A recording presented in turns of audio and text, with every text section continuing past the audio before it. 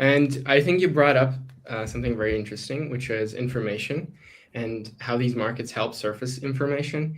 In one of your articles, where you criticize futarchy, or I think it's called When Futarchy Fails. Is that it? Yeah. Yeah. So you basically, in that article, for anybody who's listening, you basically criticized some of the MetaDAO proposals because they basically didn't. The proposals themselves didn't contain all the informations for markets to properly price those decisions. Is that correct? Am I framing that correctly? Yeah, for sure. I did Yeah. have some disagreements in how, for a long time, in how decision markets have been done on MetaDAO, not because they're fundamentally broken, but because you can't just be half-assed in your implementation. And I've kind of beaten the drum on two things for, again, more than 2 years now. One is, I'll mention that quickly, is what I call omnibus proposals. That idea of including 10 different things in one proposal and then letting the market decide whether that's plus EV, and thus taking away its right to judge each of them individually, right? So you can include 10 things. Altogether, they're plus EV for the company, but 2 of them are minus EV, but you still get it through because it's an omnibus proposal, right? It's a very known idea in governance generally, in legislation. That happens all the time.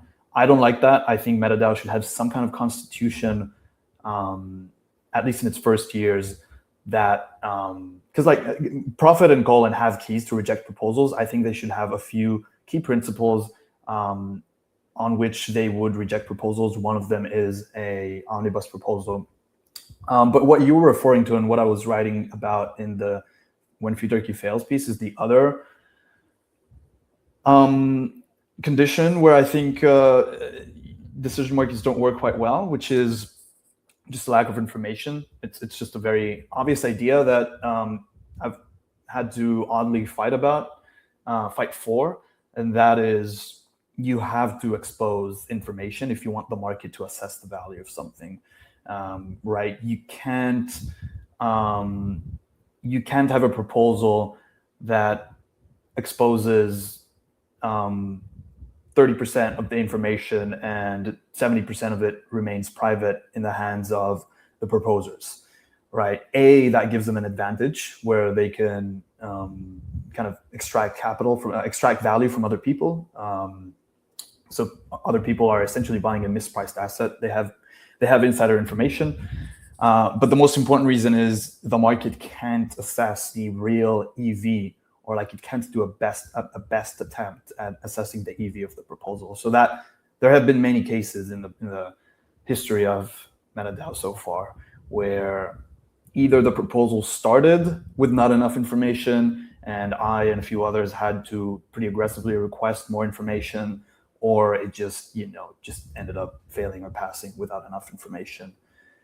So yeah, it's not that complicated. It's pretty straightforward. There's not much to talk about here, but yeah, I hope in time they take that more seriously. It's kind of like how in Polymarket there has been dozens and dozens, and I wrote a post about it some time ago listing at least a dozen, but there have been probably hundreds of contentious markets that were not defined correctly, and that have caused massive user stress, massive user loss, confusion, loss of reputation, etc. But this is all downstream of not clearly defining the edge cases and not clearly defining the kind of the rules of the market. But with MetaDAO, with decision markets, we're kind of offhanding it. There doesn't seem to be a robust system or attempt to really standardize, what does a proper proposal look like? And I think that's a point of improvement.